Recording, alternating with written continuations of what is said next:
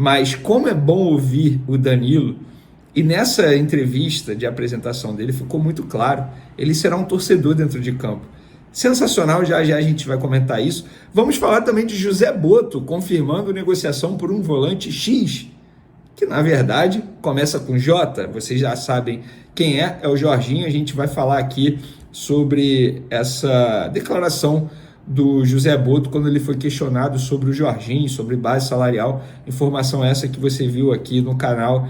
Isso tudo e muito mais no vídeo de agora, mas antes gostaria de pedir para você se inscrever no canal, dar o like no vídeo, ativar a notificação e também compartilhar o vídeo com os amigos, com as amigas e ajudar o canal a crescer cada vez mais.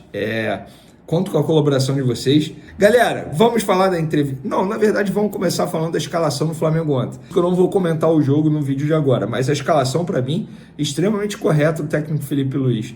Ele tá rodando o elenco, tá girando o elenco e visando, obviamente, ao duelo com o Botafogo no domingo. Jogo esse que vai ser disputado em menos de 66 horas após o término da partida contra o Sampaio Corrêa. O calendário do futebol brasileiro é um absurdo. Acho até que o Flamengo poderia ter brigado para botar esse jogo contra o Sampaio Corrêa na quarta-feira, para dar um tempo maior de preparação e também descanso.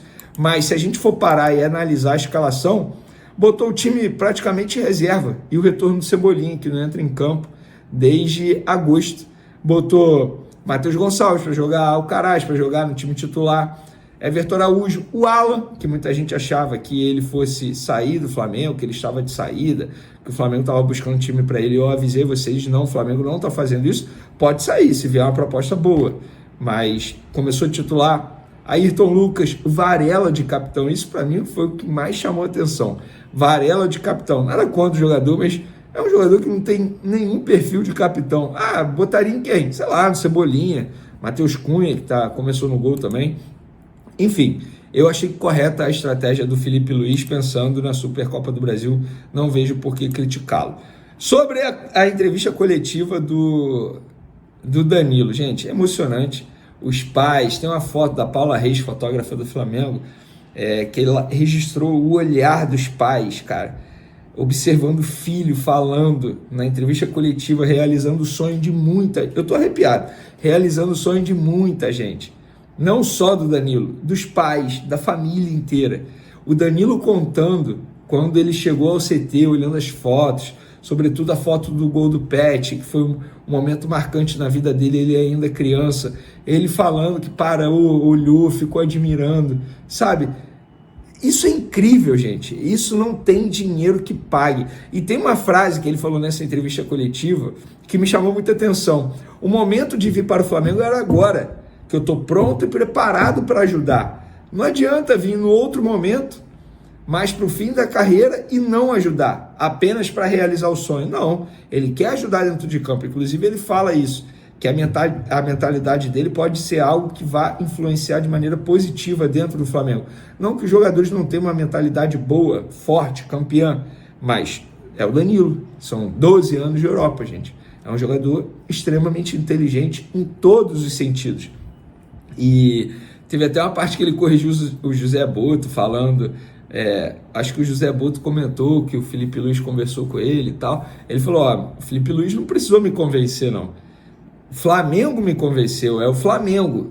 Não existe nada maior do que isso, não existe treinador, não existe jogador que faça alguém pensar em jogar o Flamengo. É o Flamengo que chama, não tem jeito. E foi sensacional, cara, ele falando da família dele. Você vê o sentimento de orgulho, a pureza nas palavras. Ele falou que está pronto para jogar, que depende do Felipe Luiz quando ele foi questionado se pode jogar no domingo, se fisicamente ele está bem. Ele falou que não está no melhor da parte física dele, embora ele tenha se apresentado bem fisicamente, mas só a vontade dele já vai ajudar nessa estreia dele, que pode ser domingo ou não, também depende muito do técnico Felipe Luiz. Galera, foi assim, emocionante, de verdade. Foi uma aula de entrevista coletiva. Ele falou sobre futebol. O José Boto garantiu que ele vai ser zagueiro. Ele foi contratado para ser zagueiro. O José Boto falou isso. Antes mesmo do Danilo falar, ele falou, quando eu cheguei e conversei com o Felipe Luiz, a gente tinha duas prioridades. Contratar um atacante, que foi o Juninho, e contratar também zagueiros, 2 zagueiros. Um já conseguiu, que é o Danilo. O outro, ele falou, e o outro é o zagueiro X, que é o Vitão, que eles estão tentando também. E o Danilo chega para ser zagueiro. Óbvio que pode quebrar galho como lateral. O Boto até deu moral para o Wesley e para o Varela, falando que a lateral direita está bem servida. Pode quebrar galho até mesmo com a lateral esquerda e volante. Mas o Danilo ele foi contratado para ser zagueiro. E o José Boto mencionou que, embora seja um jogador que dispense a análise de scout, que todo mundo sabe da qualidade do Danilo, obviamente o estilo de jogo dele foi estudado, segundo o José Boto, para saber se encaixa hoje no que o Felipe Luiz deseja em um zagueiro que possa ser contratado, e foi contratado, e o Danilo se encaixou nesse perfil, segundo o José Boto. Então, chega para ser zagueiro, uma entrevista emocionante, você vê que ele está com muita vontade de fazer acontecer, de jogar muita com a camisa do Flamengo, jogar muita bola com a camisa do Flamengo. Então, boa sorte ao Danilo. Pô, cara, de verdade, eu não estava presente, tá? Vou ser sincero, mas eu senti a pureza assistindo a entrevista coletiva dele pelo YouTube. Sensacional. Palmas para o Danilo, que ele tenha muito sucesso nesse sonho que ele está realizando, não só o sonho dele, mas também de toda a família dele. Sobre o José Boto, ele foi questionado sobre o Jorginho. Foi logo uma das primeiras perguntas. Confesso que eu não lembro qual foi a repórter, foi até uma mulher que perguntou. Eu confesso que eu não lembro o nome dela para poder dar os créditos aqui na pergunta. Perguntou sobre base salarial, porque muito se fala. Não é muito se fala. Quem fala é aqui, Vene Casagrande, e alguns outros jornalistas também estão falando. Não é muito se fala, não é assim. Mas ele falou.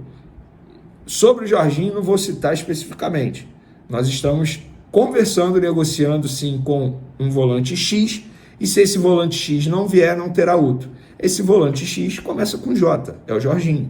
E a gente trouxe a informação recentemente que ele teve uma reunião com empresários do atleta que estão representando o atleta aqui no futebol brasileiro, e ficou tudo acertado, apalavrado, e eles estão tentando a liberação junto ao Arsenal. Então o próprio José Boto confirma a negociação por esse volante, e pela forma que ele fala, se esse não vier, não vem outro, é porque é um volante de alto nível, óbvio que é o Jorginho. Ele, entre aspas, confirma que está tentando a contratação do Jorginho junto ao Arsenal.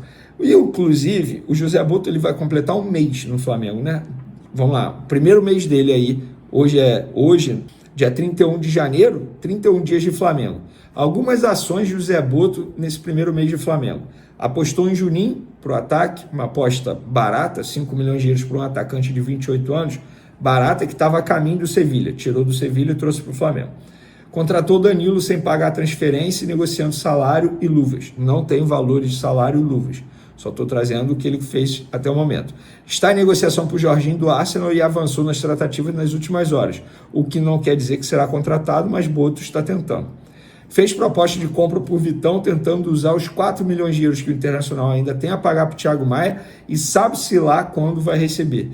Ou seja, só tiraria 6 milhões de euros do bolso para contratar um zagueiro extremamente valorizado no futebol brasileiro. Conseguiu emprestar Carlinhos de maneira rápida ao Flamengo, ao Vitória. Está enxugando a base, a categoria de base, para gerar economia e aumentar a produção. Pelo menos esses aqui são alguns pontos, algumas tarefas que o José Boto fez recentemente, como não liberar o zagueiro João Vitor, que foi titular contra o Sampaio Corrêa, para a seleção sub-20. Isso para mim também foi um acerto. Então, eu vou dar minha opinião. Eu acho que o José Boto está indo muito bem, obrigado. De maneira silenciosa, sem chamar a atenção, está fazendo um trabalho diário e fazendo um trabalho bem feito, pelo menos nesse primeiro momento. Eu quero saber a opinião de vocês. E ele, repito, entre aspas, confirmando a negociação para o Jorginho. Não vou falar do Jorginho, vou dizer que a prioridade era um zagueiro e era um atacante. Depois tudo o resto que vier é algo para acrescentar e para subir muito o nível. E realmente pode vir o volante X, que nós temos bem definido.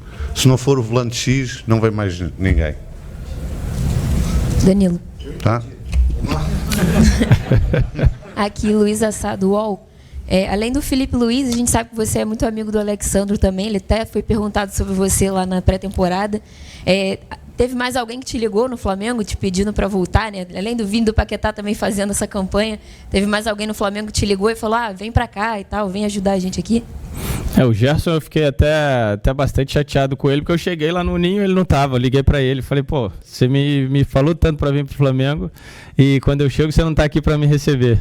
Mas, brincadeira à parte, ele foi sempre um grande incentivador da minha vinda para cá, o Gerson, durante todo esse tempo também que a gente tem convivido na seleção brasileira e que ele vem crescendo de uma maneira muito importante, não só em campo, mas também em personalidade. Eu sempre falo para ele, quando ele chegar na seleção brasileira, que ele é o capitão do maior clube do Brasil e um dos maiores clubes do mundo. Então, esse peso dessa capitania precisa ser sentida também na seleção brasileira e isso ele vem fazendo e vem crescendo. Eu estou muito satisfeito por isso. Mas a gente para um pouco por aí, né? Acho que a maior pressão, digamos assim, de vir para o Flamengo, além desses jogadores que eu citei, e claro, do Alexandro, porque costumo dizer para ele que ele não vive sem mim, eu sempre tenho que vir para poder a gente continuar a jornada. Acho que a maior pressão sempre veio de Bicas. Boa noite a todos. Cícero Mel, da ESPN, dos canais Disney. Danilo, muito sucesso para você e na sua volta ao país, principalmente aqui no futebol carioca e no Flamengo.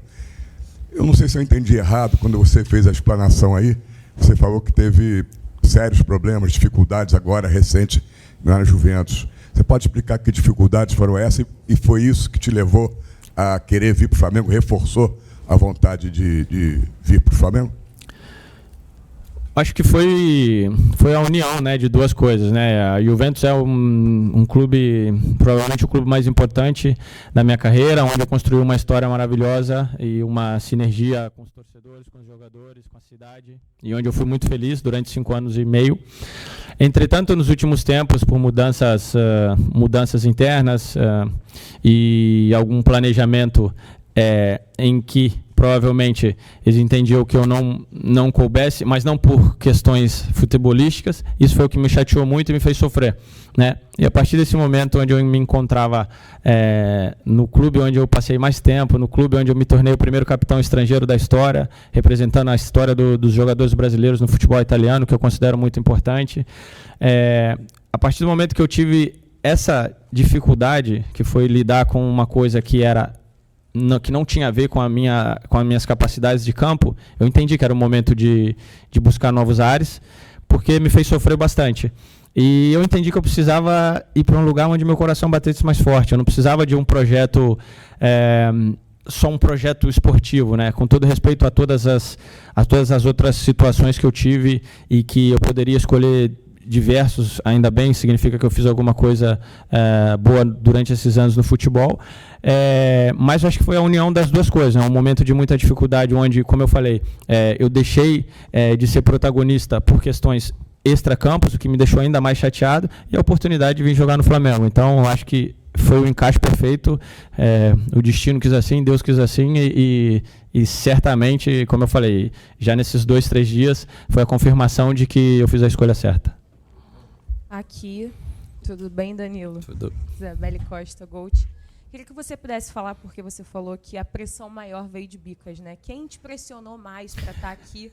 E você falou também sobre Vinícius Júnior, Paquetá, Neymar também entrou na publicação de anúncio. O que eles falaram com você? Como é que foi também essa reação interna até virar oficial? Sua também? Minha também, é verdade. Não, a pressão de Bicas veio forte, sempre veio forte, né? A torcida do Flamengo lá é sempre muito calorosa e me cobrava bastante, né? Minha família, não só a família próxima, mas a família de uma forma ampliada, primos, parentes mais distantes, a grande maioria é flamenguista. E o Flamengo é muito grande, o Flamengo chega em lugares onde outros clubes e outras instituições não chegam, né? O Flamengo mexe com um sentimento que dificilmente outros clubes e instituições consigam mexer, né? Então, a pressão de lá veio forte, meus irmãos sempre tinham isso em mente, grandes amigos também que sempre, cada ano, falavam, cara, você ainda vai jogar no Flamengo, você ainda vai jogar no Flamengo. E eu via isso como uma coisa muito, muito distante, né? Mas eu considero que eu tenho uma missão no futebol, que não é só dentro de campo. Eu acho que a gente tem uma missão muito importante também em influenciar as pessoas, em lutar por causas que a nossa voz, né, que o nosso que o nosso tamanho, né, dentro do futebol pode ajudar em várias causas muito importantes, e eu considero que essa minha volta ao Brasil, ela tem muito disso também, sabe? Estava muito escrito isso. Claro que eu quero ganhar, eu vivo disso, eu vivo de troféus e desafios.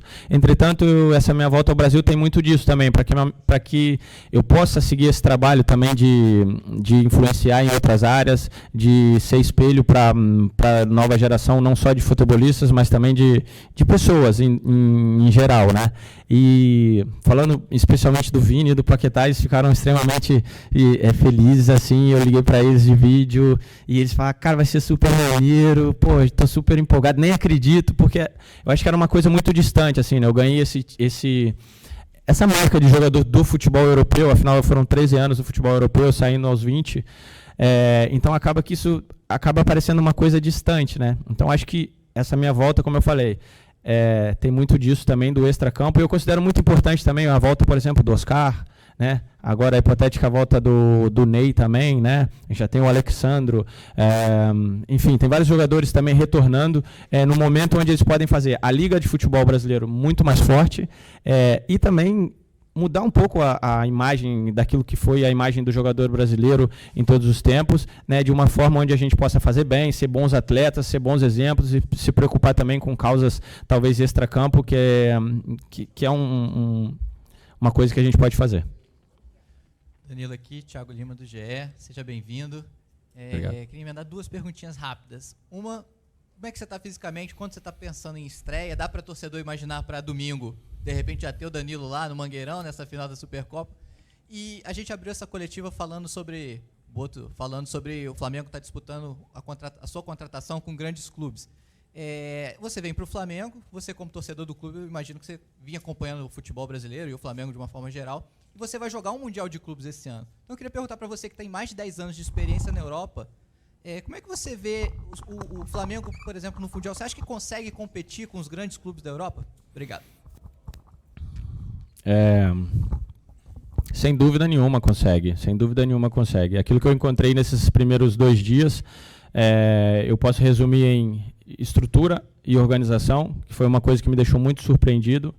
Uma estrutura incrível, uma organização incrível, muita gente trabalhando, muita gente dando suporte para os jogadores de uma maneira extremamente profissional, extremamente qualificada, e qualidade dos jogadores, qualidade dos trabalhos técnicos, e que é o primordial, né? Eu acho que se tem uma coisa que talvez eu possa agregar e ajudar, fortalecer a mentalidade. É uma coisa que me levou muito a grandes lugares durante a minha carreira, que esse time do Flamengo certamente tem, porque ganhou muitas coisas nos últimos anos, então são jogadores extremamente fortes, competitivos, mas acho que eu posso agregar muito nessa questão de mentalidade, em ser constante, em trabalhar todo dia com a mesma determinação, com o mesmo empenho, com a mesma entrega, né, curando os detalhes, cuidando de cada detalhe, para que a gente possa competir de uma maneira ainda mais forte no Mundial de Clubes. Mas, sem dúvida nenhuma, o Flamengo nessas competições onde vai enfrentar hipotéticos adversários considerados pelos outros talvez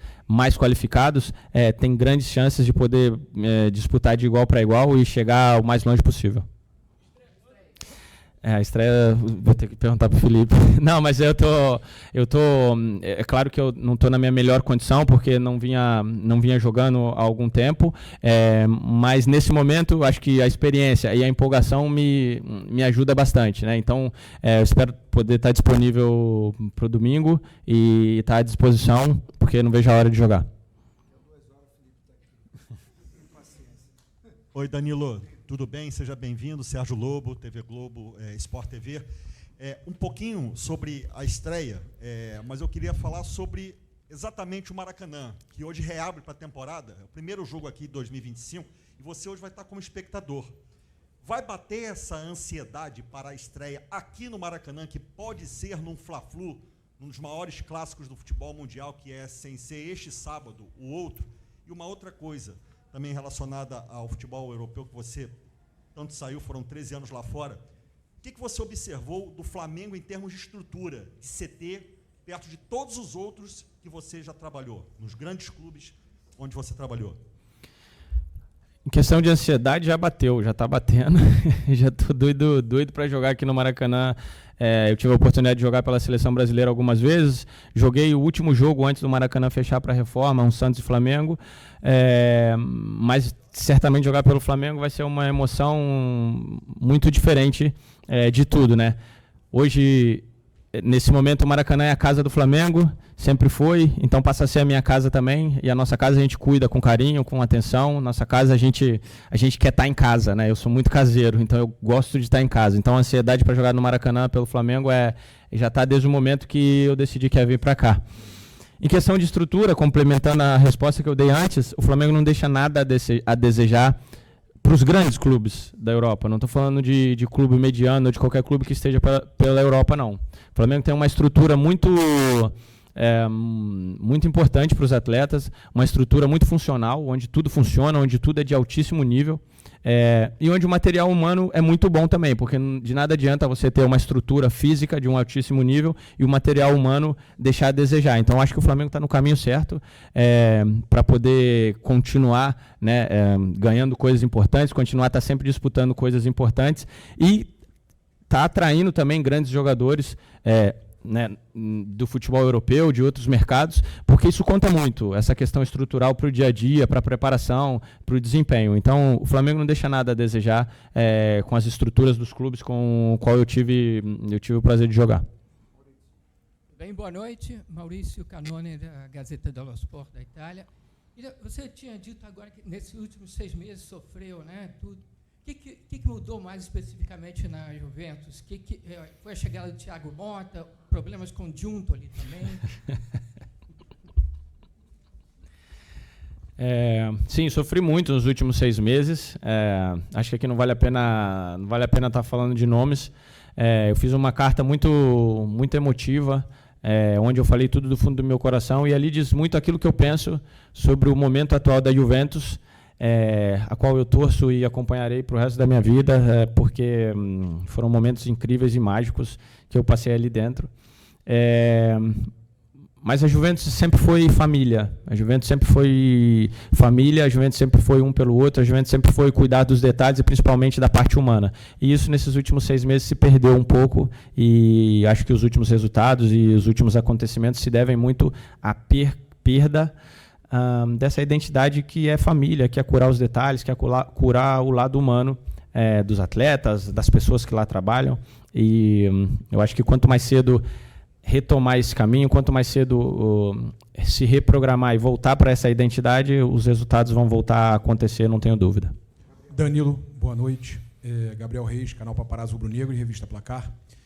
Eu queria te perguntar especificamente, falar sobre treinador, se você estava acompanhando aquele Flamengo de 2019 do Jorge Jesus, e hoje a gente vê o Felipe Luiz empolgando o torcedor da mesma forma que aquele Flamengo. Ainda não chegou a conquistar os grandes títulos todos que conquistou com o Jorge Jesus, mas já empolga o torcedor, o Flamengo do Felipe Luiz. Como é que você vê esse Flamengo do Felipe Luiz?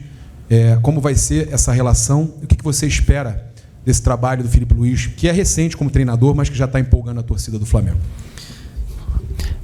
Eu falei muita coisa aqui, talvez muito metódico, assim, muita teoria e muitas coisas, mas o Flamengo é vitória, o Flamengo é pressão, por resultado, o Flamengo é empolgar o torcedor, o Flamengo é um jogo agressivo, um jogo para frente, um jogo onde muitas vezes a raça vem primeiro da técnica. O Felipe sabe muito bem disso. E além disso, ele está preparando sempre o time nos máximos detalhes, com o máximo cuidado, e tenho certeza e vejo o Felipe com um futuro muito brilhante como treinador. Para mim está sendo até um pouco estranho, não sei como chamar ele, de filho, de mister, de professor, não sei bem, mas ainda vou me acostumar. E ele, o que mais me surpreendeu, talvez não me surpreendeu, mas que eu fiquei muito feliz nesse meu primeiro contato com o Felipe como treinador, foi a humildade dele de dizer, cara, eu estou começando como treinador a minha trajetória, eu tenho muito ainda para aprender e estou extremamente aberto ao debate, estou extremamente aberto aos conselhos, extremamente aberto às conversas. E isso me deixou muito satisfeito, né? Não só por mim, mas tem jogadores incríveis ali no Flamengo de muita experiência e que podem sempre contribuir para a montagem do time, para o sistema tático, tático, para a estratégia do jogo, né, para a fixação de metodologia. Então, isso me deixou muito satisfeito, encontrar o Felipe ainda nesse direcionamento de falar, beleza, ele tem muita personalidade, ele sabe bem o que ele quer para o time, mas ele está aberto também a debates, a escutar, a ser aconselhado, e eu acho que, tenho certeza que isso é uma característica que vai fazer dele muito, muito maior do que ele já é. Acompanhava o Flamengo, Jorge Jesus, né? O Jorge Jesus, eu conheço ele bem por enfrentar muitas vezes também contra o Benfica, e ele sempre foi aquele cara enérgico, de sangue na veia, e não foi acaso que a torcida do Flamengo abraçou ele. Fala, nação rubro-negra. Hoje temos uma notícia quente diretamente dos bastidores do Mengão. Carlos Alcaraz, o jogador mais caro da história do Flamengo, está de saída.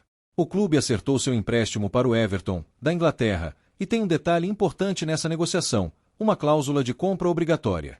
Isso significa que, se o meia atingir determinadas metas, o Flamengo será obrigado a vendê-lo em definitivo. Mas o que levou a diretoria a tomar essa decisão? O que deu errado para Alcaraz no Flamengo?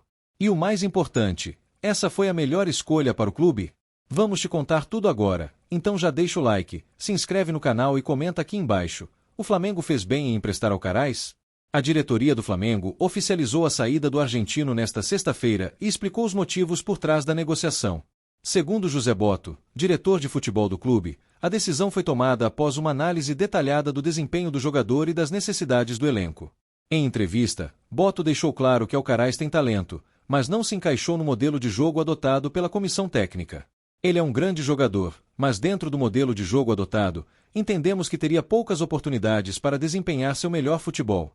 Ou seja, Alcaraz não conseguiu se firmar no time titular e, para evitar uma desvalorização do investimento feito pelo Flamengo, a melhor solução encontrada foi o empréstimo com opção de compra. Mas será que essa decisão faz sentido? Vamos analisar os números do jogador no Mengão. Carlos Alcaraz chegou ao Flamengo em agosto de 2024 como uma das contratações mais caras da história do clube. 20 milhões de dólares, cerca de 110 milhões de reais na cotação da época. A expectativa era enorme, mas os números mostram que ele não conseguiu corresponder. 18 jogos disputados. 2 gols marcados. 2 assistências. Destaque no amistoso contra o São Paulo e no jogo contra o Sampaio Corrêa, onde balançou as redes. Apesar de algumas boas atuações, Alcaraz nunca conseguiu se consolidar como peça-chave do time. Faltou sequência, adaptação ao estilo de jogo e, no fim, o Flamengo viu uma oportunidade de recuperar parte do investimento através dessa negociação com o Everton. Muita gente pode estar se perguntando se o Flamengo saiu no prejuízo nessa história. Mas a verdade é que essa negociação pode ser uma jogada estratégica da diretoria. Vamos aos pontos positivos. Possível venda futura. Se Alcaraz cumprir as metas estabelecidas, o Everton será obrigado a comprá-lo, garantindo um retorno financeiro ao Flamengo. Liberação de espaço no elenco. Com a saída do argentino, o clube abre espaço para um novo reforço ou até mesmo para um jovem da base ganhar oportunidades. Valorização do jogador. Jogando na Premier League, Alcaraz pode se destacar e até aumentar seu valor de mercado, o que pode gerar lucro para o Flamengo. Ou seja, o clube não quis correr o risco de manter um jogador caro no elenco sem ter certeza de seu aproveitamento. Com o empréstimo, o Flamengo pode minimizar prejuízos e dar ao jogador a chance de se recuperar em outro cenário. Com a saída do argentino, o meio-campo do Flamengo segue forte e bem estruturado.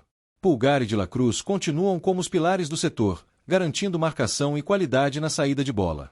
Arrascaeta segue como maestro do time, sendo a principal referência criativa. João Gomes e Vitor Hugo podem ganhar mais minutos e espaço na equipe.